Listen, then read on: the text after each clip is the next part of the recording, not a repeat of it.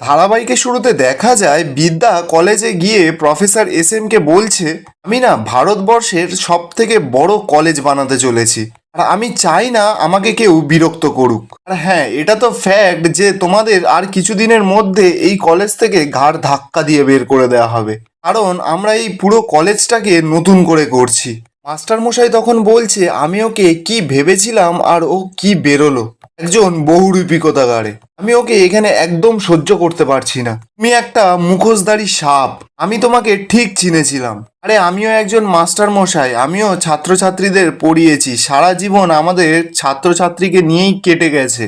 আর তুমি তো পুরো পয়সায় বিক্রি হয়ে গেছো, একটু পাওয়ার যেই পেয়ে গেলে তুমি পুরো বিক্রি হয়ে গেলে। বিদ্যার তো কথাগুলো খুব খারাপ লাগছে, কিন্তু সহ্য করে চুপ করে আছে। স্টুডেন্টরাও তখন বিদ্যাকে বলছে, ম্যাডাম আপনার এই রূপ দেখে আমরা ভাবতেই পাচ্ছি না যে আপনি আমাদের একসময় ম্যাডাম ছিলেন। আপনি তো আমাদের অনেক বড় বড় স্বপ্ন দেখিয়েছিলেন, এখন আমরা কোথায় যাব ম্যাডাম?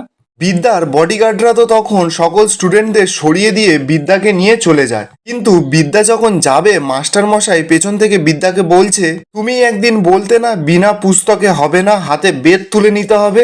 এখন আমি বলছি এই বেত তুলে নেওয়া আমাদের এখন উচিত, তোমার মতন অধ্যাপিকাকে সাজা দেওয়ার জন্য। বিদ্যা তো কারোর কোনো কথা না শুনে সেখান থেকে চলে যায়। ঠিক তখনই সেখানে রাজরিত সেখানে আসে। রাজরিত এসে সকলকে বলছে, আপনাদের মনে হয় কোথাও ভুল হচ্ছে। এস এম তো রাজরিতকে দেখে বলছে, রাজরিত তুমি এখানে? রাজরিত এস এম কে বলছে, হয়তো বিদ্যা পাল্টায়নি। এস এম তখন রেগে গিয়ে বলছে, আমি জানি আপনি বিদ্যাকে ভালোবাসেন, কিন্তু আমাদের ভুলভাল বোঝানোর চেষ্টা করবেন না। রাজরিত তখন সকল স্টুডেন্টদের জানায় যে তোমাদের জন্য একটা সুখবর আছে, আমি তোমাদের জন্য একটা থাকার ব্যবস্থা করেছি, তোমরা ওখানে সবাই থাকবে, ওখান থেকেই সবাই পরীক্ষা দেবে, পড়াশোনা করবে, তারপর নয় দেখা যাক ভাগ্য কি বলে, বিদ্যা কি বলে। অপরদিকে দেখা যায় বোর্ড মিটিংয়ে তো সকলে চলে এসেছে, সকলে এসে বিদ্যার জন্য অপেক্ষা করছে। ঠিক তখনই সেখানে বিদ্যা ঢোকে। বিদ্যা ঢুকেই টেবিলে একটা ফাইল রেখে সকলকে বলছে যে এতে আমি সমস্ত প্ল্যান তৈরি করে নিয়েছি, স্যাংস্যাংও হয়ে গেছে, এভরিথিং ইজ রেডি। এবার শুধু একটা বড় স্ট্রাকচার তৈরির অপেক্ষায়। কোথায় প্রেয়ার হল হবে, কোথায় সুইমিং পুল হবে, সমস্ত কিছু আমাদের ইঞ্জিনিয়ার বুঝিয়ে দেবে আপনাদের। রাজদেব বাবু তখন বিদ্যাকে বলছে, আমি শুনছি নাকি তুমি পুরো কলেজটাকেই বদলে ফেলতে চাইছো। বিদ্যা তখন বলছে, হ্যাঁ আমি কলেজটাকে এমনভাবে তৈরি করতে চাইছি যে যেটা কেউ কোনোদিনও দেখেনি। সবচেয়ে বেশি ফিস হবে এই কলেজে, ডোনেশন আসবে বিদেশ থেকে। আপনারা খুব বড় একটা স্বপ্ন দেখেছেন, আর সেই স্বপ্নকে আমি পূরণ করতে চলেছি। বাবু তখন বিদ্যাকে বলছে, তুমি কি এটা কলেজ বানাতে চাইছো নাকি 5 star hotel? By the way আমরা কিন্তু কলেজ বানাতে চেয়েছিলাম এটাকে।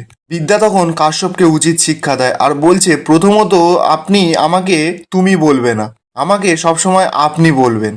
আর বাই দা ওয়ে আপনি কি ভেবেছেন সেটা আপনার হেডেক, এখানে কি হবে কি হবে না সেটা আমি ডিসাইড করব।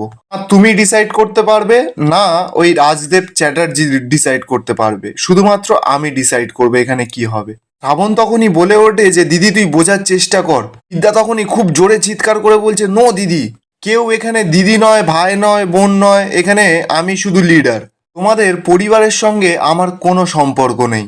আমি শুধু জাস্ট কাশ্যপ বাবুকে একটা প্রশ্ন করতে চাইছি যে বলুন তো আপনার স্ত্রীর পেশা কি ছিল। কাশ্যপ বাবু তখন বলছে যে এখানে কিন্তু বোর্ড অফ ডিরেক্টরের মিটিং চলছে, এখানে এসব কথা কিন্তু বলা যাবে না। বিদ্যা তখন হাঁক মেরে ওঠে আর বলছে, ড্যামেট, এখানে আমি যেটা বলবো সেটাই হবে।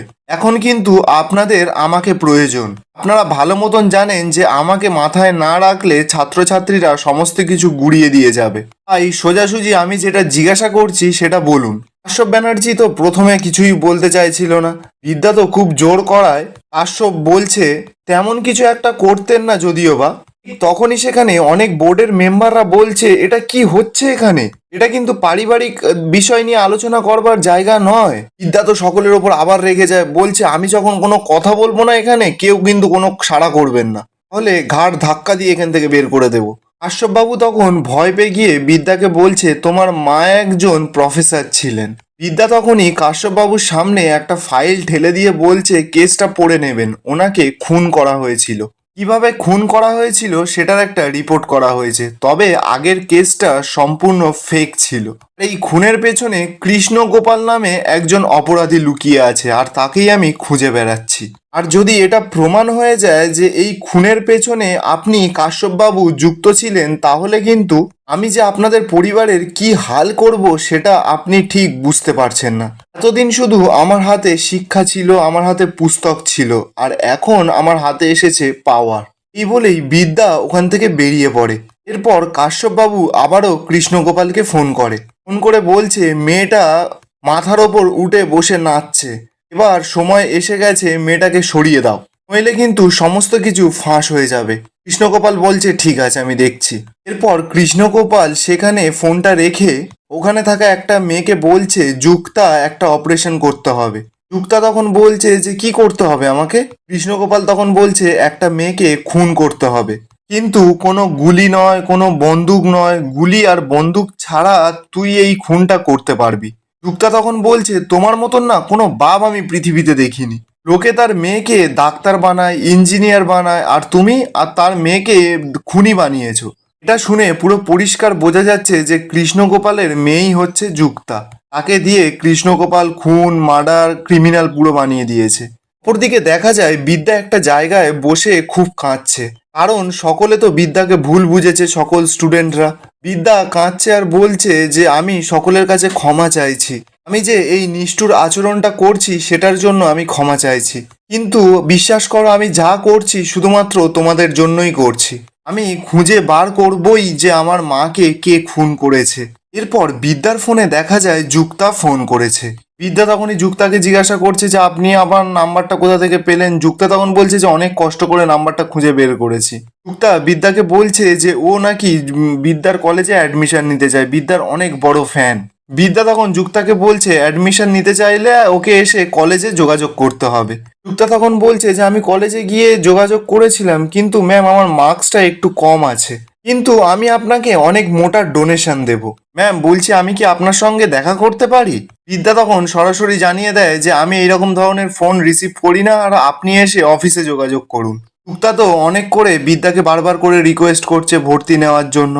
বিদ্যা তখন যুক্তাকে বলছে যে আপনার সঙ্গে তো আমার কোনো কথা নেই, আপনার গার্জেন যে আছে ওনার সঙ্গে আমার কথা আছে। যুক্তা তখন বলছে যে মোটা ডোনেশন দেবে তাই তো? বিদ্যা তখন বলছে হ্যাঁ। কৃষ্ণগোপাল এরপর ফোনটা ধরে বিদ্যাকে বলছে আসলে আমি একজন বড় ব্যবসায়ী, অনেক টাকা লেনদেন চলে আমার এই শহরে, আমি চাইলে পুরো একটা কলেজও কিনে নিতে পারি, আপনি প্লিজ দয়া করে আমার মেয়েটাকে একটু ভর্তি করিয়ে দেবেন। আর এখানেই আজকের পর্বের আপডেট শেষ হয়। আর আপনাদের কি মনে হয় বিদ্যা কি যুক্তার এই ফাঁদে পা দেবে, নাকি এই ফাঁদ থেকে বেরিয়ে যাবে বিদ্যা?